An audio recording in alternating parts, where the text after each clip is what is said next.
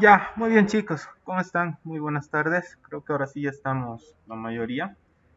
Y si no, el resto de a poco va a ir ingresando, ¿ya? Eh, por una parte, bueno, estamos ahora con la materia de mantenimiento. Dentro del cronograma es un poquito para que vayamos preveyendo un poco.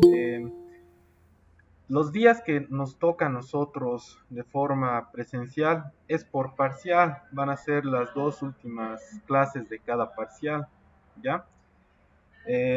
Las actividades que vamos a programar está en función de la cantidad de estudiantes, entonces vamos a ver de separar en dos grupos para que podamos entrar a taller, ¿ya? Eso por una parte. Por otra parte, dentro de los contenidos que vamos a ver en la materia y el material con el que disponemos en la institución para poder realizar las prácticas, está básicamente todo lo que corresponde al mantenimiento general, ¿no? Que es con lo que vamos a empezar el día de hoy. Tenemos el tema de tipos de mantenimiento, clasificación del mantenimiento, tenemos la parte de mantenimiento de transmisiones, transmisiones flexibles, transmisiones rígidas y la parte de lubricación, ¿no? Eso es en cuanto a la parte de teoría. Ahora, para la realización de las prácticas en la institución, así como les decía, vamos a separarnos en dos grupos. Básicamente, vamos a realizar prácticas para la parte de lubricación, pero más enfocado a la parte de grasas, ¿ya? En la institución contamos con un kit que es justamente para el análisis de grasas que nos permite hacer el ensayo. Entonces vamos a aprender la parte de muestreo, vamos a aprender el manejo general del kit, que no es nada complicado. Después de eso, la otra práctica que vamos a realizar corresponde a lo que es el tema de montaje de transmisiones flexibles, o sea, el tema de montaje de correas y el tema de montaje de cadenas. Eh, Tenemos también en la institución para hacer la parte de transmisiones rígidas, que es las cajas reductoras, pero exige bastante tiempo. Generalmente se realiza en dos clases y si nos vamos a dividir en grupos, posiblemente no alcancemos a terminar y no quisiera que dejemos las cajas reductoras abiertas. Entonces, lo que vamos a hacer es, sí vamos a hacer el ensayo de grasas, ¿no? Y para un parcial vamos a dejar lo que es el tema de transmisiones flexibles, o sea, para lo que es correas, y para el otro parcial vamos a trabajar lo que es cadenas. Que en realidad para eso tenemos muchos más equipos. Contamos con alineadores, los tensiómetros. Ya cuando entremos a taller, les voy a hacer una presentación también de los equipos como inducción, ¿ya? Entonces es básicamente de esa manera que vamos a trabajar. Entonces vamos a tener entre actividades en base a la teoría que estamos y vamos a avanzar, actividades de cuestionarios y por otra parte cuando lleguemos a la etapa de realizar los ensayos va a estar sujeto a la presentación de un pequeño informe, ¿ya? Y de esa manera vamos a continuar con la parte de evaluación. Eh, Hasta acá me gustaría saber si alguien tiene alguna duda, alguna consulta de las actividades que vamos a realizar, tal vez, o de la forma de evaluación.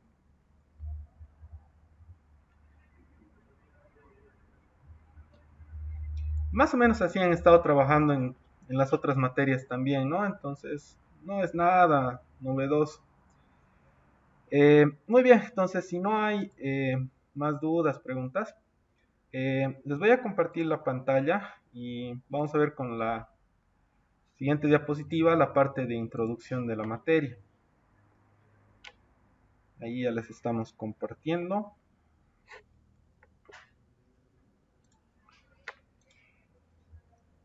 Entonces, lo que nosotros vamos a ver ahorita es la parte de introducción, en donde es importante que nosotros veamos el proceso de evolución por el que ha pasado el mantenimiento, ¿no? Para que entendamos de dónde ha surgido la necesidad que antes había y que hasta ahora sigue habiendo, ¿no? Que gracias a eso el mantenimiento es lo que más se aplica en la industria. Eh, Hay una etapa bastante importante que está comprendida entre 1930 y 1939, corresponde a la primera generación del mantenimiento. No sé si reconocen este periodo de tiempo entre 1930 y 1939.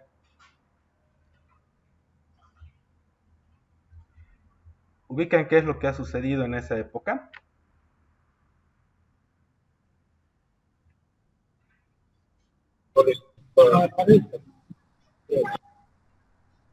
¿Qué decías, Fernando?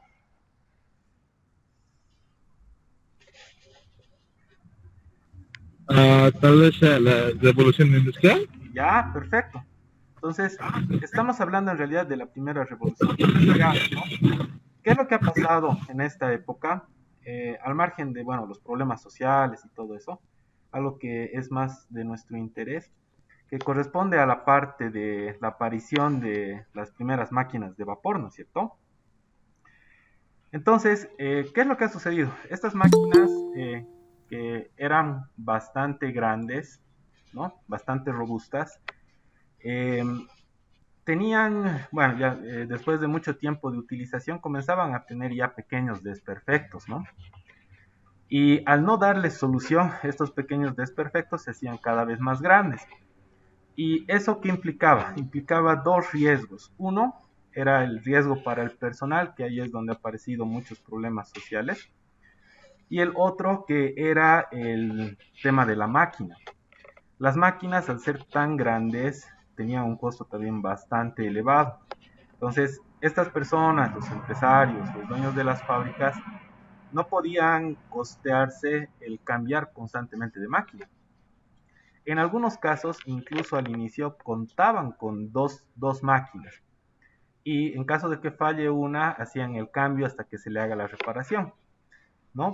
Porque el pensamiento del empresario es, no puedo dejar de producir, no importa cómo, no importa el recurso, no puedo dejar de producir.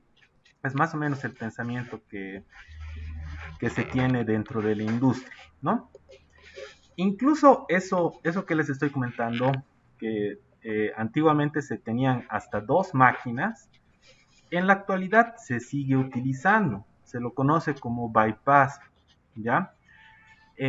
Hay una categoría de mantenimiento que corresponde a parada de planta, ¿no? Entonces, es un mantenimiento bastante grande que se hace en las empresas, en donde técnicamente se para, no por completo, ¿no? Se hace un itinerario, se hace un cronograma y se programa, ¿no? Tal fecha va a parar tal sector, tal fecha tal sector y así. Entonces, hay sectores que son como líneas de alimentación que no pueden parar, ¿sí? Porque si no, ahí sí pararía toda la empresa. Entonces hacen este bypass. En algunos casos sí cuentan con algún equipo más para que se haga la parada del equipo que se le quiera hacer mantenimiento y se conecte este otro. Obviamente esto no lo costean todas las empresas, ¿no?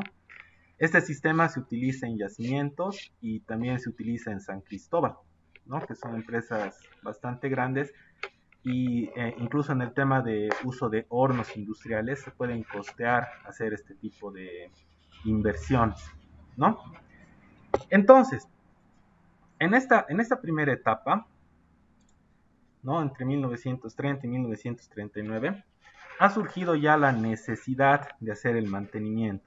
Entonces, no todas las empresas podían comprar dos equipos, entonces se han dado cuenta de que les generaba mucha pérdida aplicar lo que se conoce como mantenimiento correctivo. ¿En qué consiste esto? En que se para por completo. ¿Por qué? Porque la falla es bastante grande y se tiene que hacer la reparación, ¿no? Entonces, en esta primera generación apareció ya esta necesidad, ¿no? En la segunda generación ha aparecido el tema de la clasificación del mantenimiento. Lo que pasa es que en la primera generación se han dado cuenta de que el mantenimiento correctivo no era el mejor, o sea, esperar a que falle y luego hacer la reparación.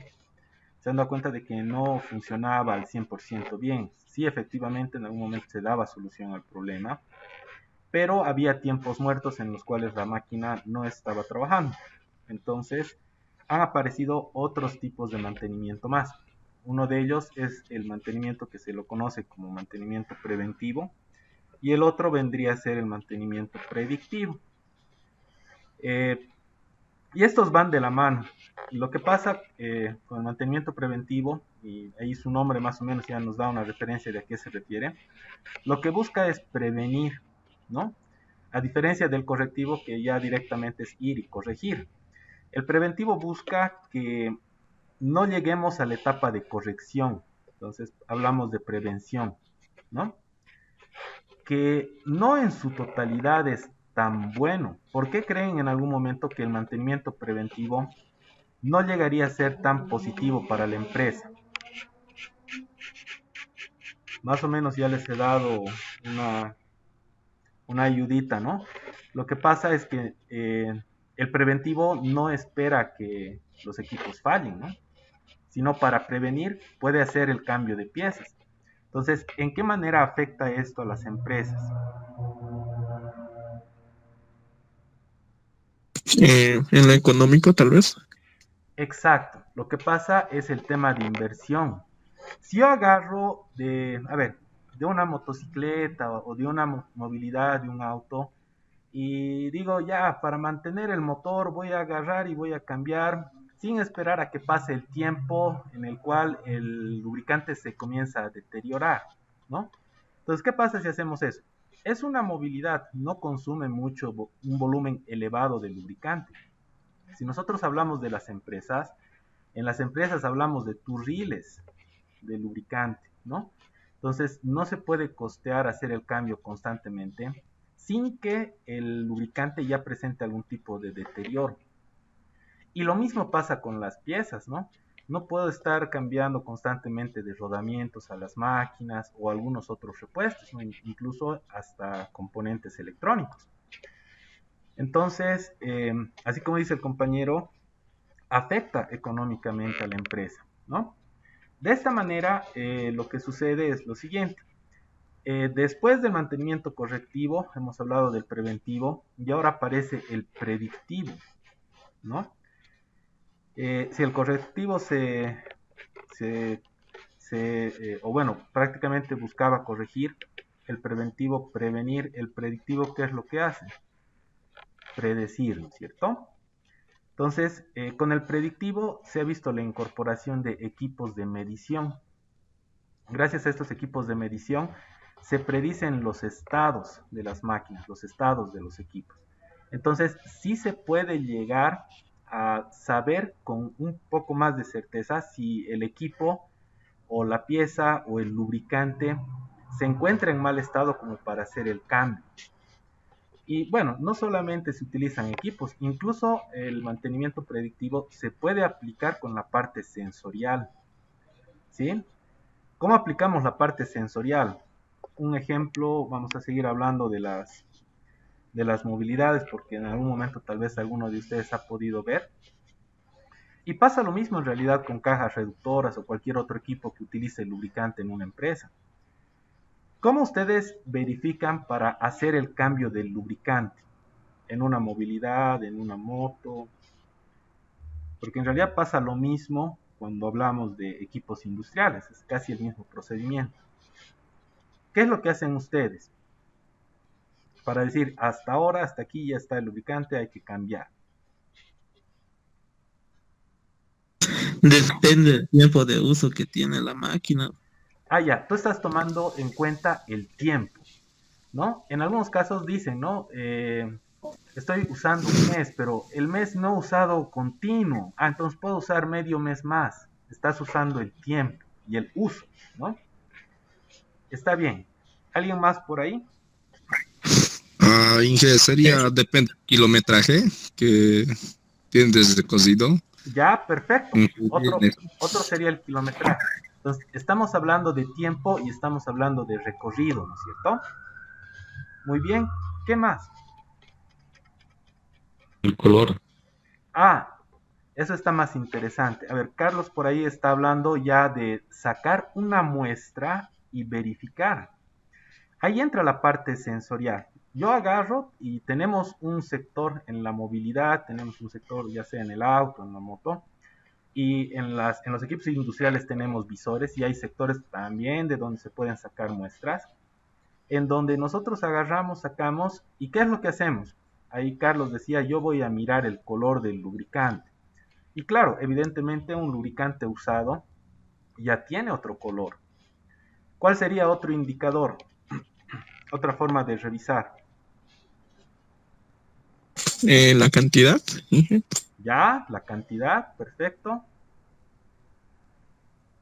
Midiendo la viscosidad también puede ser. Ah, pero la viscosidad no vamos a poder medir con la mano, ¿o sí?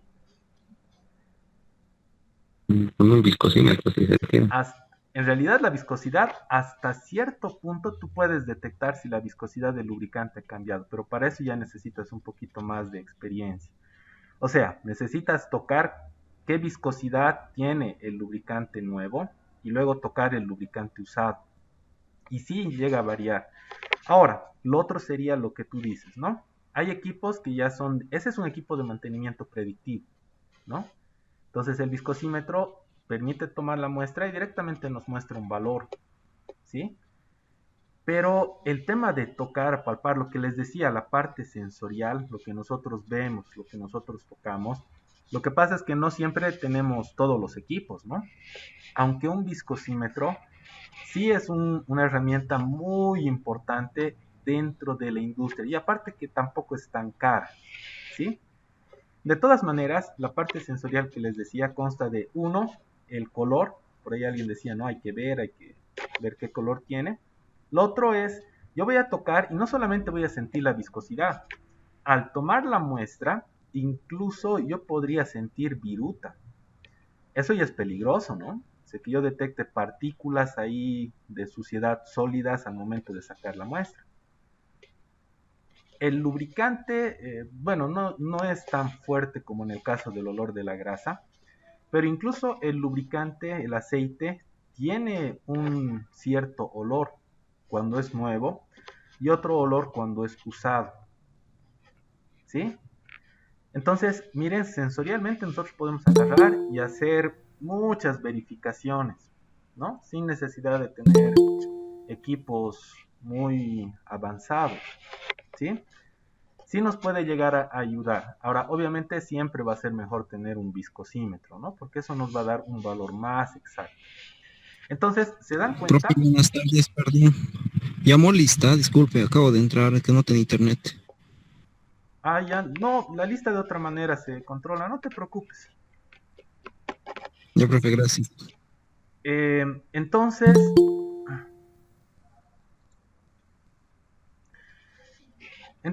les estaba diciendo, ¿no? Ustedes mismos han detectado distintas formas de poder establecer, poder indicar cada cuánto tiempo yo tengo que hacer el cambio de lubricante, ¿no? Desde el tema de, algunos se han fijado en el recorrido, otros se han fijado en el tiempo de uso, ¿no? Y hay otros que incluso están ya viendo de tomar muestras, ¿no?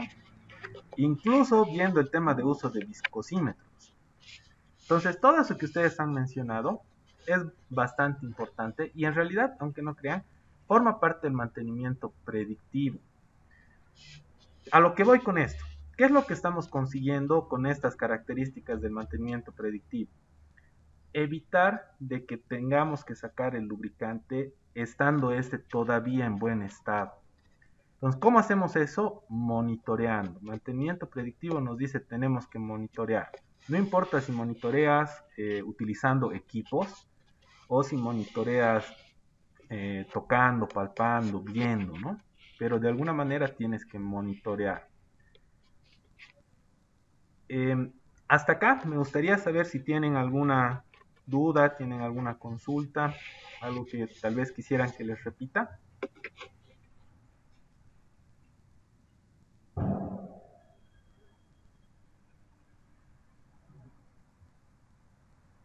Ya. Una preguntita sobre eso es lo que estabas diciendo de las clases presenciales. ¿Vamos a ir directo a examen o cómo va a ser la cosa? Los voy a mandar directo al éxito. En realidad, examen no es, sino, por ejemplo, en el caso de las grasas, vamos a hacer el ensayo, ustedes van a recopilar sus datos y después de eso van a presentar un informe que posteriormente van a subir a la plataforma con un archivo fotográfico del trabajo que han realizado. Entonces, ahora, obviamente, antes de que hagamos, por ejemplo, lubricantes, yo les tengo que explicar, ¿no? O sea, yo voy a agarrar y vamos a tener una clase en la cual les voy a hablar de los aceites, les voy a hablar de las grasas. La misma clase que vamos a tener para usar el equipo, tengo que explicarles cómo van a usar el equipo, entonces van a tener ahí también una sesión en la cual les voy a mostrar el manual del kit, ¿no? Entonces, de esa manera vamos a trabajar.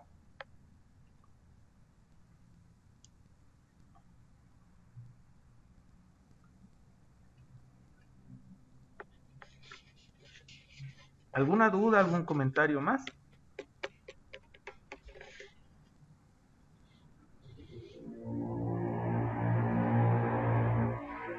¿Ya? Vamos a continuar. Entonces, en la primera generación apareció el mantenimiento correctivo, la segunda generación ha aparecido el preventivo y el predictivo, y la tercera generación, entre 1970 y el 2000, se ha visto el tema de integración, ¿sí? ¿En qué consiste esto de integración?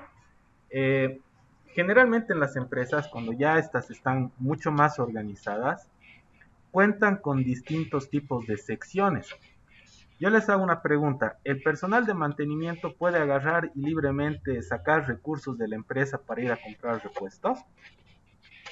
Si por ahí alguien ha tenido alguna No, experiencia. no, ¿Por qué no, Fernando? al menos que esté encargado porque hay alguien superior antes de mantenimiento, un gerente general o algo así aparte del dueño. Recién con el visto bueno, dando partes, recién se hace el cambio de manera inmediata cuando es urgente. Eso que estás diciendo del visto bueno es importante, porque en eso consiste este sistema de integración. Lo que pasa es que el personal de mantenimiento hace una solicitud. La solicitud va a llegar a lo que son almacenes. De almacenes van a ir a adquisiciones, van a presentar de ahí otro informe que va a llegar hasta la parte de... Incluso llegan hasta la parte de gerencia, dependiendo si la solicitud es grande, ¿no? Entonces pasa por muchos sectores que tienen que aprobar, ¿no? Este sistema de integración pareciese que lo hace más burocrático, ¿no? Lo hace más largo. Y en cierto punto sí, efectivamente es así. Pero en otros casos ayuda a que todos trabajen de forma conjunta, en algunos casos. Me explico. En el caso del personal de mantenimiento, el personal de mantenimiento no se encarga del sector o el área de ingeniería, por ejemplo, ¿no? En donde se hacen las nuevas implementaciones. El personal de mantenimiento se encarga de hacer el mantenimiento. Pero a veces hay tareas de mantenimiento que requieren rediseño. Entonces tienen que trabajar en forma conjunta con este otro sector para poder conseguir que mejore la situación, digamos, ¿no? Y de alguna manera, en algún caso, si van a hacer una nueva implementación, van a tener que recurrir nuevamente a solicitar equipos, piezas, y va a seguir ese recorrido, ¿no? Entonces, los sistemas de calidad que en la actualidad existen a nivel industrial manejan estos sistemas de integración a través de programas, ¿no? Entonces, ¿qué es lo que hace el programa? Las tareas, los trabajos de mantenimiento que uno realiza, los tiene que registrar. Y es importante. Es como, a ver, un ejemplo, es como un enfermito. Nosotros vamos al hospital y no siempre el mismo médico le atiende al enfermo, ¿no es cierto? Entonces, ¿qué es lo que sucede? A ver, el médico de turno está yendo a atenderle al paciente y si no tiene ahí esa tablita donde tiene registrado la fiebre que le han tomado, la presión que le han tomado, qué medicamento ha tomado, no va a saber qué le han hecho al pobre enfermito y por ahí le va a volver a dar el medicamento.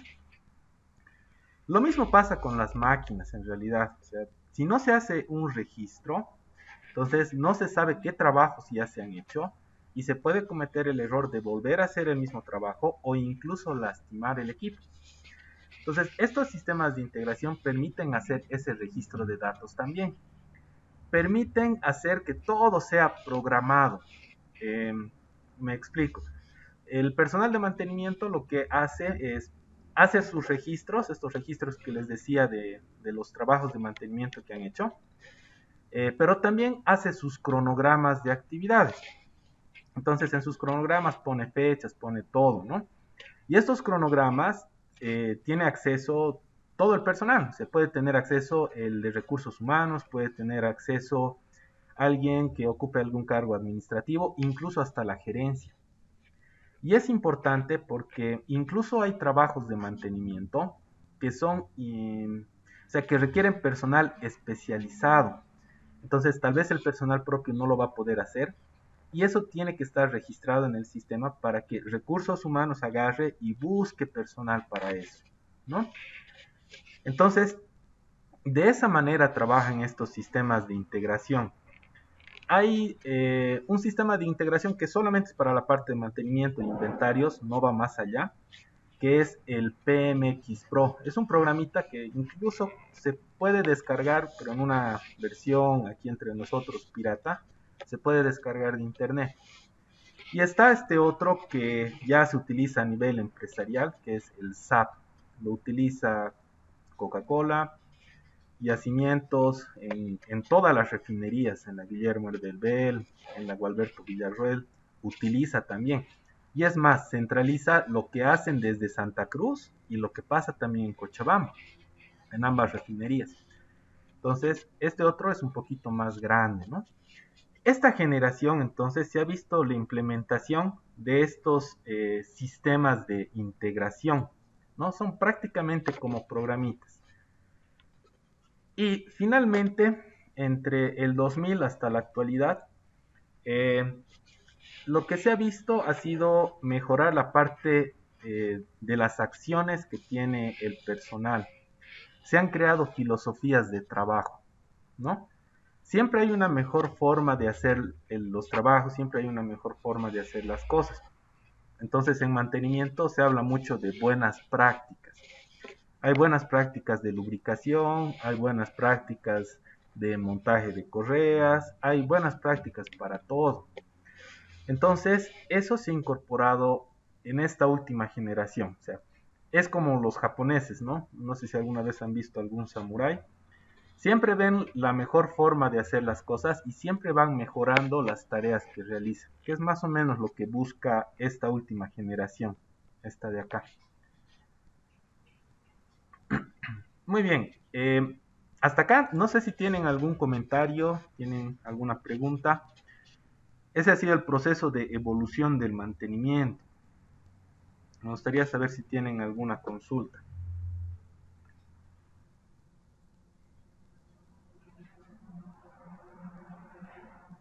¿Ya? Perfecto. Entonces, hasta acá todo claro. En base a lo que hemos hablado, o sea, todavía no les voy a mostrar la definición formal del mantenimiento. ¿Qué creen ustedes que busca el mantenimiento? En base a todo lo que hemos hablado hasta ahora.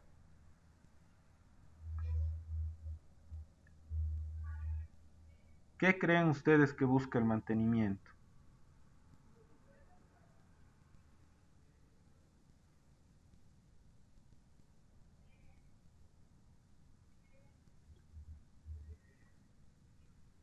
Busca prevenir fallas a la larga, tal vez.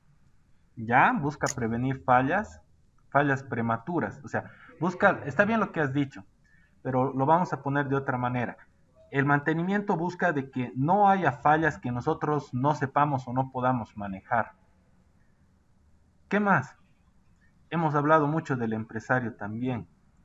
Es una persona que ayuda a definir también el concepto de mantenimiento, porque gracias a la necesidad que este ha tenido ha surgido. Entonces, ¿qué es lo que busca el empresario al hacer el mantenimiento? Porque el mantenimiento cuesta dinero, ¿no? ¿Qué es lo que busca? No parar de producir. eso. Lo que el empresario quiere es que todo se mantenga así de forma continua y no pare nada, ¿no? Y esto como comentario, ¿no? Hay un mantenimiento que se lo conoce como paliativo, que empresas pequeñas lo aplican. Lo aplican porque la reparación les exige que hagan un poco de inversión y aparte de eso exige de que la reparación ya es un poco grande, que paren de producir. Entonces aparece este mantenimiento que se lo conoce como paliativo, que prácticamente le da solución, pero es una solución temporal, no va a durar mucho tiempo. Eso que decía el compañero, de que el empresario busca que no pare, es algo que hay que tomar en serio, porque incluso esto como experiencia, ¿no? Como personal de trabajos de mantenimiento, el personal de mantenimiento gana cuando la producción aumenta. ¿Y cuando la producción aumenta? Cuando los equipos no paran por ningún motivo, ¿no? Y ahí es donde vienen, si alguno de ustedes ha tenido la experiencia de trabajar en alguna fábrica, en alguna empresa de producción, ahí es donde vienen las primas, ¿no? Las primas de producción. La producción se ha mantenido, la producción incluso puede que haya subido, entonces la prima de producción aumenta, ¿no? Empresas pequeñas y empresas grandes aplican esto. Astrix, Unilever, el mismo en bolos de Coca-Cola, los de taquiña, en taquiña creo que les pagan con cerveza. Entonces, tiene su razón de ser, ¿no? Este pensamiento que tiene el empresario, obviamente le beneficia, ¿no? En una definición, pero ya un poquito más formal, básicamente el mantenimiento ha surgido por una necesidad empresarial, por lo que hemos podido ver, ¿no? Y lo que busca es que no pare, bajo ninguna circunstancia pare de producir. Y ve la forma de garantizar de que esto ocurra, de que no pare de producir, a un coste mínimo, ¿no? Ahí es donde, por eso les decía, en algunos casos incluso se aplica el mantenimiento paliativo, o sea, son pequeñas reparaciones, no definitivas, pero que evitan de que se adquieran nuevos repuestos, o sea, cambios de equipos, ¿no? Entonces, dentro de las funciones que tiene el mantenimiento, básicamente es prevenir o corregir averías, la idea siempre es prevenir, y luego cuantificar el estado de las instalaciones, siempre a un bajo costo. ¿Sí? Ahora, para las tareas de mantenimiento, cuando uno va a realizar una tarea, tiene que tomar en cuenta los siguientes aspectos. Esto ya es incluso un poquito más práctico, ¿ya? Lo primero que tenemos que hacer es identificar cuál es la necesidad de mantenimiento que nosotros tenemos, ¿no? Hay que cambiar un rodamiento, hay que renovar el lubricante de algún equipo, hay que hacer la relubricación de los rodamientos, hay que hacer el tensado de correas, de cadenas, hay que hacer el ajuste de piezas, ¿no? Lamentablemente hay un efecto que se le conoce, o se lo conoce, perdón, como ludimiento. ¿Qué es el ludimiento? Las máquinas, ustedes saben que es inevitable de que vibren al momento de trabajar, ¿no? Entonces, esta vibración lo que hace es que de a poco se vaya desbarajustando, ¿no? Y si nosotros no tenemos ajuste, un buen ajuste de las piezas, de las partes, lo que sucede es que si yo tenía una perforación donde entraba un elemento de fijación, algún perno, algo por el estilo, esa perforación se va a comenzar a ensanchar, ¿no? Se va a comenzar a ensanchar. Entonces, es muy importante que nosotros podamos definir de todas las tareas que hay, la tarea con la que nosotros queremos trabajar. En realidad no trabajamos con todas las tareas al mismo tiempo. Es por eso que existe un cronograma de actividades de mantenimiento, ¿ya? Pero sí es importante identificar cuál es la necesidad. Voy a hacer un ajuste, voy a hacer relubricación, ¿qué voy a hacer, no? Y de ahí sale lo que es la tarea de mantenimiento. Lo otro que uno tiene que verificar siempre es los recursos y el entorno. Cuando yo tengo una tarea de mantenimiento, ¿a qué creen ustedes que se refiere el tema de recursos? Porque es importante saber los recursos al momento de hacer una tarea de mantenimiento.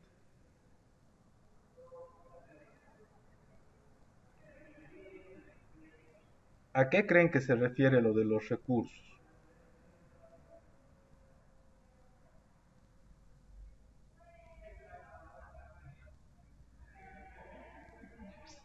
Si yo voy a hacer relubricación, será importante de que tenga a la mano el lubricante, así para que seamos bastante evidentes también.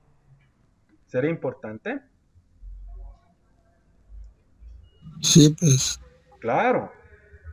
Y es más, no cualquier lubricante, yo tengo que saber qué lubricante le voy a poner a la máquina. Si yo voy a hacer un cambio de rodamiento, tengo que tener el rodamiento.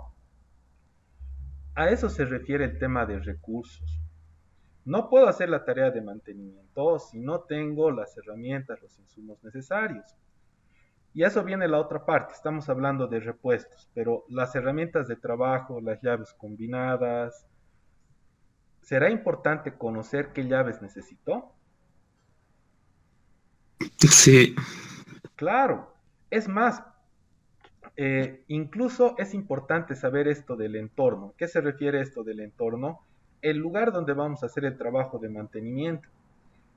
Yo no puedo agarrar y, por ejemplo, cargar todas mis herramientas si voy a realizar un trabajo de altura. ¿Por qué? Porque incluso hasta yo corro riesgo, ¿no? O sea, ¿qué voy a cuidar? ¿Me voy a cuidar a mí o voy a cuidar mis herramientas, ¿no? Entonces, hasta eso uno tiene que fijarse.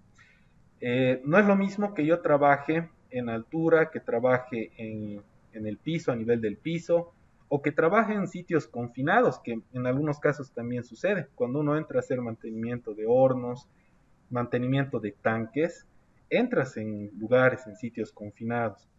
Entonces, eso exige cierto tipo de cuidados.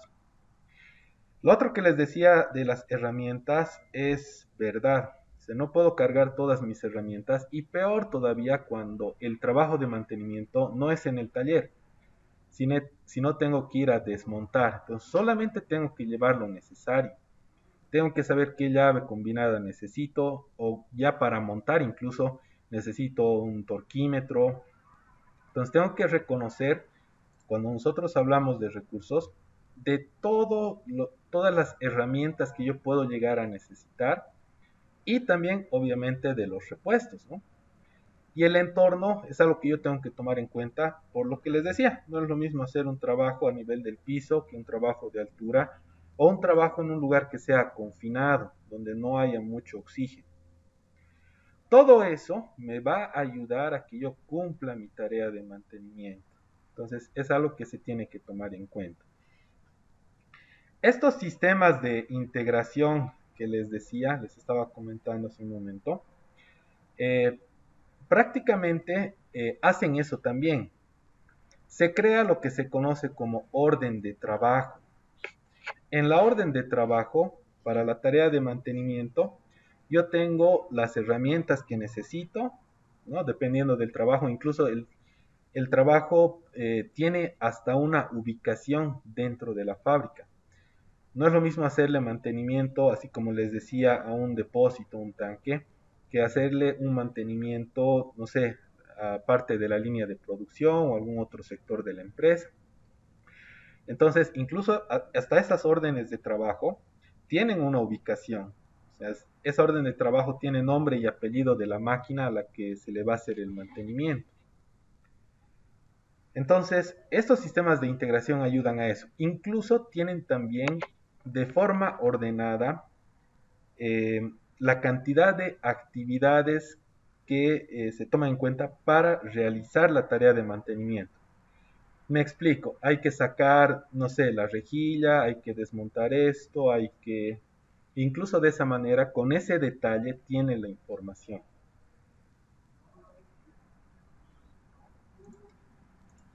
Hasta acá, no sé si tienen alguna duda, tienen alguna pregunta, algún comentario.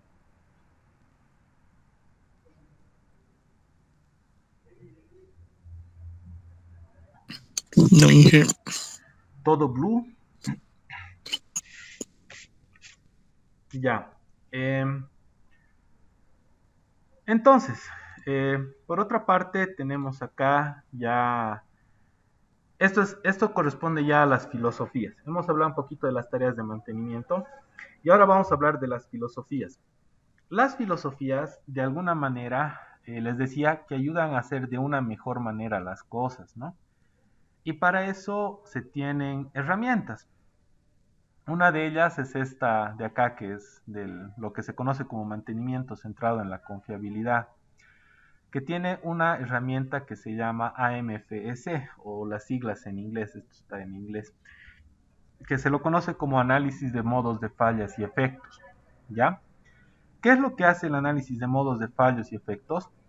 Esa hojita que les decía, donde tienen la información de en qué consiste el trabajo de mantenimiento, qué es lo que se tiene que hacer, qué herramientas incluso se va a utilizar, qué tipo de mantenimiento se va a aplicar, surge de esta herramienta. No solamente de esta, en realidad hay otras más, pero esta es una de las más principales, ¿ya? Es una que es bastante importante, en donde nosotros tenemos que identificar la función, tenemos que identificar lo que se conoce como fallo funcional, cómo es que se está dando ese fallo y qué efectos tiene.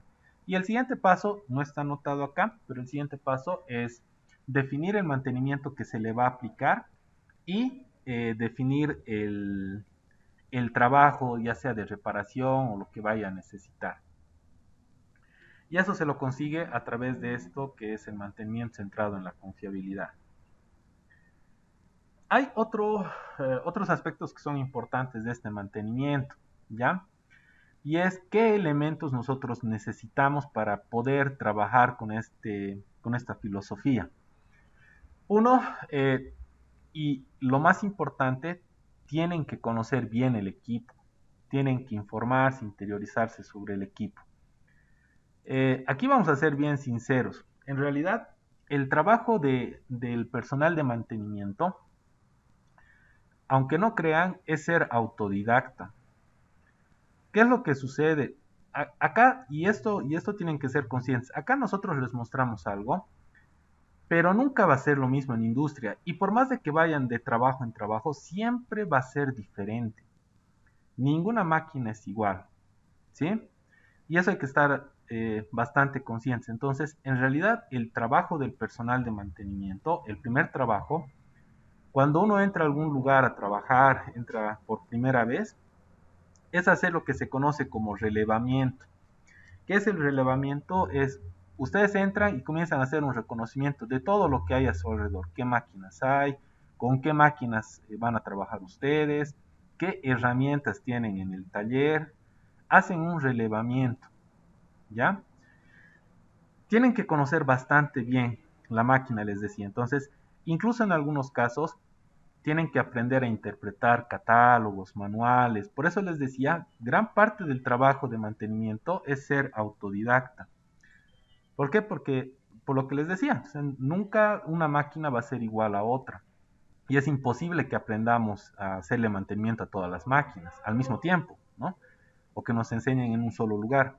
Entonces, es por eso que les decía, el trabajo del personal de mantenimiento hasta cierto punto es ser autodidacta. Tienen que tener ustedes la costumbre de ser bien observadores y aparte de eso, tener la costumbre de buscar información, manuales, catálogos. Por ahí la misma empresa también tiene planos, tiene información sobre la máquina. Siempre es así, ¿ya? Y ahí es donde entra esto, para que se puedan determinar fallos potenciales, se pueda hacer un análisis de esos fallos y se tomen las medidas preventivas. Consulta manuales e incluso en algunos casos ver el tema de obligaciones legales, ¿no? El tema de obligaciones legales, el personal de mantenimiento tiene ciertas limitaciones, aunque no crean. Lo que sucede es que hay equipos que tienen garantía. Les pongo un ejemplo. Hay, por ejemplo, los compresores, ¿no? Estamos hablando de compresores industriales, los compresores de tornillo, que las empresas que los venden son bastante quisquillosas con el tema de la garantía. Solamente ellos pueden tocar y tienen llaves especiales con lo que cierran el armario del compresor.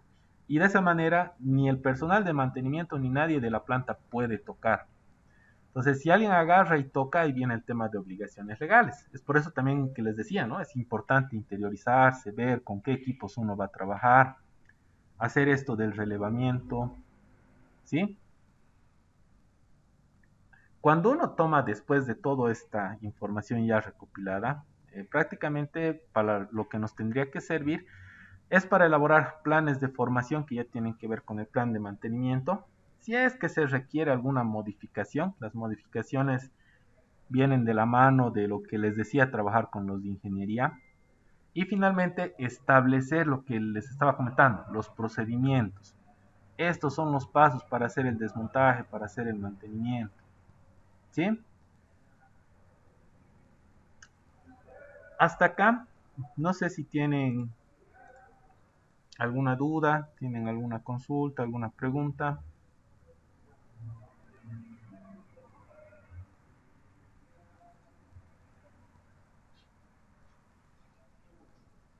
Está todo bien entonces. Hay algo más de lo que quisiera hablarles. ¿Qué es esto del mantenimiento productivo total? También llamado TPM, o también se lo conoce como mantenimiento de clase mundial. Que esto ha aparecido en la última generación que les estaba mostrando de la evolución del mantenimiento, que tiene los siguientes pilares. Hablamos de mantenimiento planificado, mantenimiento de calidad, mejoras enfocadas, mantenimiento autónomo, prevención del mantenimiento. Mantenimiento planificado, así de sencillo, como su nombre lo indica, el trabajo tiene que tener de mantenimiento un cronograma. Tal fecha me toca hacer mantenimiento de tal equipo, tal fecha de tal equipo, tiene un cronograma, ¿sí? Hay este otro término de mantenimiento que no siempre se entiende a la primera, que es el mantenimiento de la calidad. ¿Qué entienden ustedes por mantenimiento de la calidad?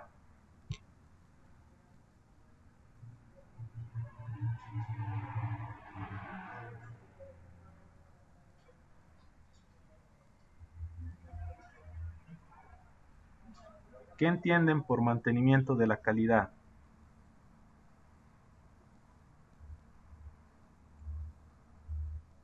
Que sí o sí tiene que ser, que tiene que arreglar la máquina. Que el trabajo que tú hagas tiene que ser de calidad, ¿dices?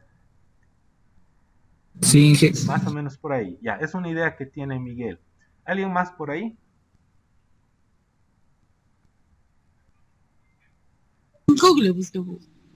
Las cosas que hagas tienen que ser de mejor calidad, como para más largo tiempo, como sustituir las piezas o algo así. Ya. Está bien, gracias Fernández. Hay dos compañeros que concuerdan con la misma idea. O sea que el mantenimiento de calidad es que nosotros como personal de mantenimiento hagamos un buen trabajo. ¿Ya?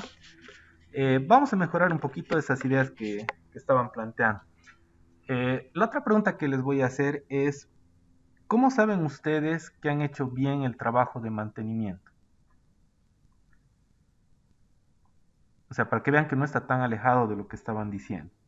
¿Cómo saben ustedes que han hecho buen trabajo de mantenimiento? No tiene que tener ni una falla. No tiene que tener ni una falla. Muy bien, ¿qué más? El tiempo te dará la razón. Si se caga más rápido, eso quiere decir, ahí están tus resultados. Ya, está bien lo que estás diciendo. Pero trataremos de no desviarnos. A ver, les voy a dar una ayudita más. Yo tengo una llenadora de gaseosas. Las gaseositas son esas de medio litro. Yo he hecho el mantenimiento y si yo he hecho el mantenimiento debería llenar con 500 mililitros, o sea, con medio litro. Si yo le he hecho el mantenimiento al equipo, a la llenadora de gaseosas.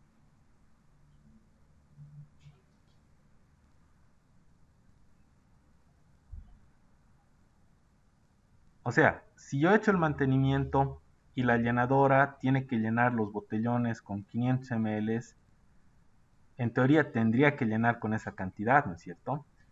¿Qué pasa si no llena con los 500 ml? O sea, ¿qué pasa si llena con, no sé, 400 o un poco menos, o un poco más tal vez? Entonces, ¿hemos hecho bien el trabajo de mantenimiento? Debe haber una falla. El mantenimiento de calidad es eso. Es, bueno, está muy relacionado con lo que es la calibración de los equipos. Si yo digo, he hecho mantenimiento y esa botella me tiene que llenar con 500 ml, me tiene que llenar con 500 ml, no me puede llenar con más ni con menos.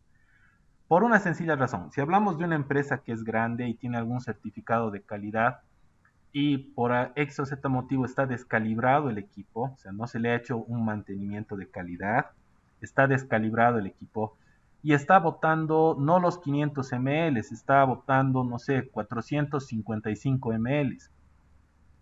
La empresa puede perder la certificación de calidad. Ahora, ¿qué pasa si comienza a botar un poquito más? Es pérdida para la empresa, o sea, ya no importa tanto la calidad, sino es pérdida para la empresa, porque el error no es uno solo, o sea, generalmente es repetitivo y es incremental. ¿A qué se refiere eso? Que ese error de descalibración va a ser de que la primera botella, no sé, se haya ido 5 ml, a la siguiente se le va a ir unos 6 ml y a la siguiente 7 y así. O sea, se va incrementando el error. Entonces, el mantenimiento de calidad nos habla de calibración de equipos. Si yo tengo una, no sé, una llenadora de cemento, vamos a hablar de pesaje. Tengo una llenadora de cemento, estamos llenando, no sé, 20 kilos de cemento. Entonces, yo tengo que tener la garantía de que los equipos que tengo me están llenando esos 20 kilos. No puedo llenar menos porque estoy engañando al consumidor, pero tampoco puedo regalarle, ¿no? O sea, no puedo poner más.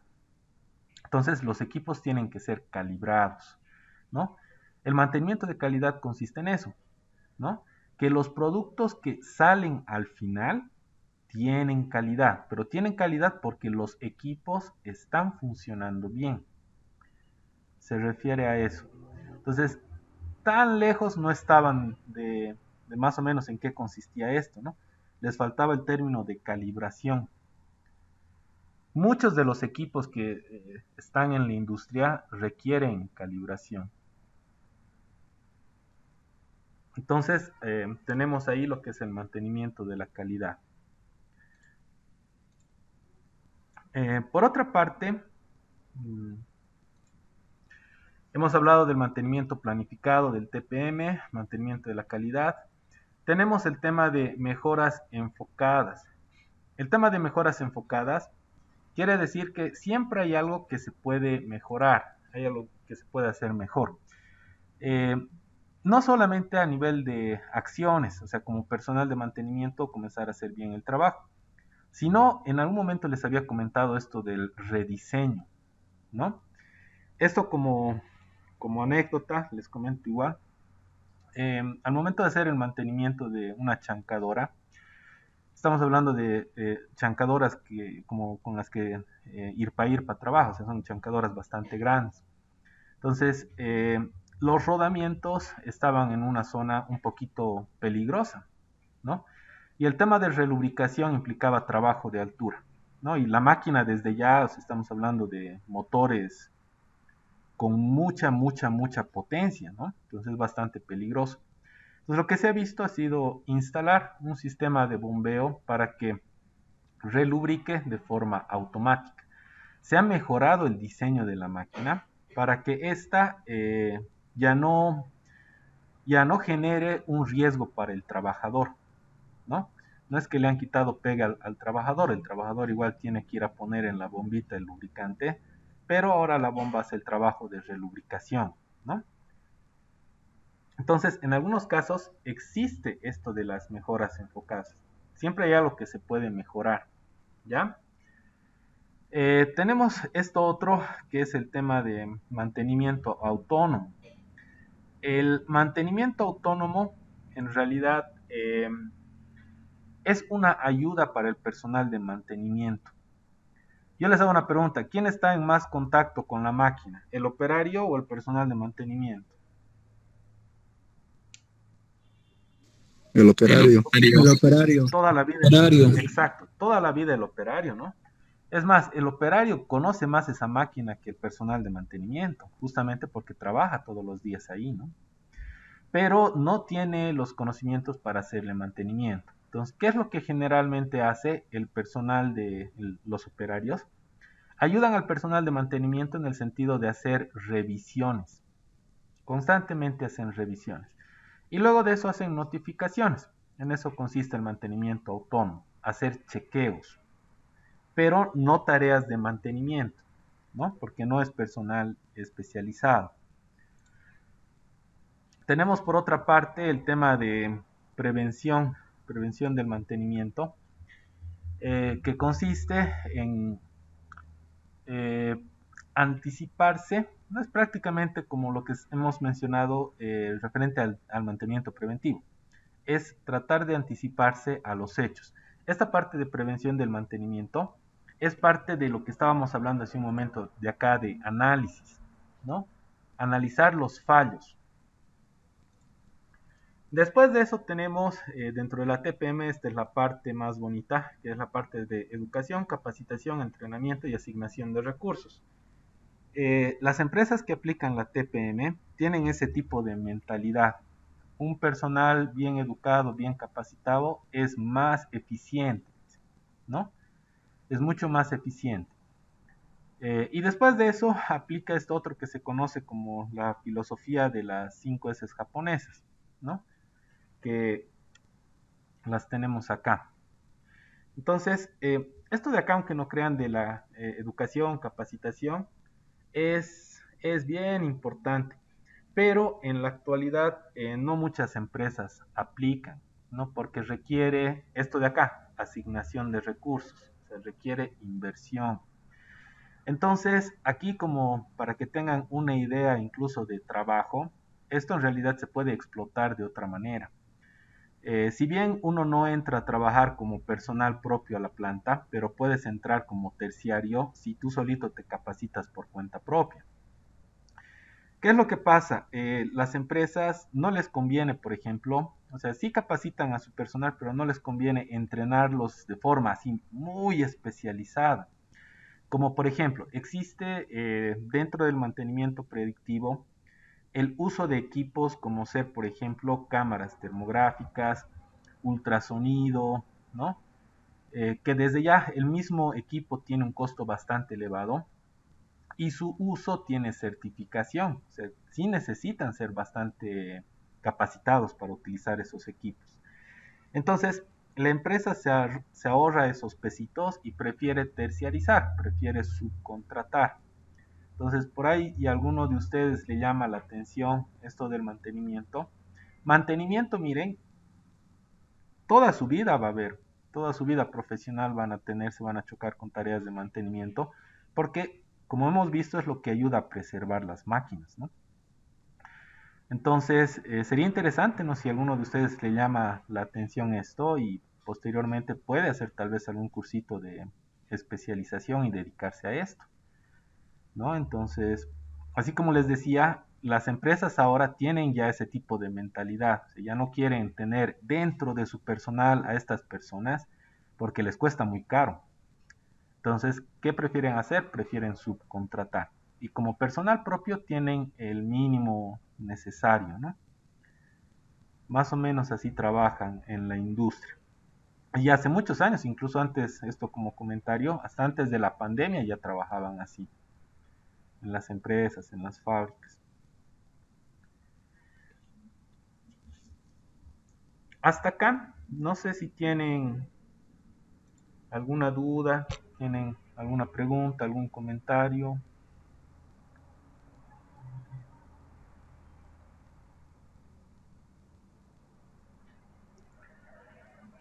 Esto de las 5 S japonesas se aplica a seguridad industrial, se aplica incluso a nivel administrativo, de oficinas administrativas, se aplica a nivel personal también, claro, y también se aplica dentro de las tareas de mantenimiento.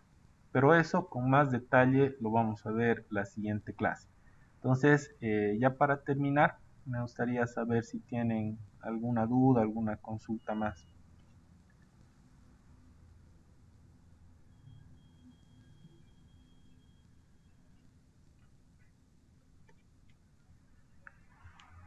Ya, perfecto. Muy bien, chicos, entonces vamos a quedar hasta acá. Les mando un saludo bastante grande. Vayan a rezarle a la Virgencita, vayan a encomendarse, que les vaya todo bien. Y nada, quedamos hasta acá. La siguiente clase vamos a retomar desde esto de las 5 S japonesas. Les mando un saludo grande y nos vemos hasta la siguiente semana. Que estén bien, chicos. Hasta luego. Hasta luego.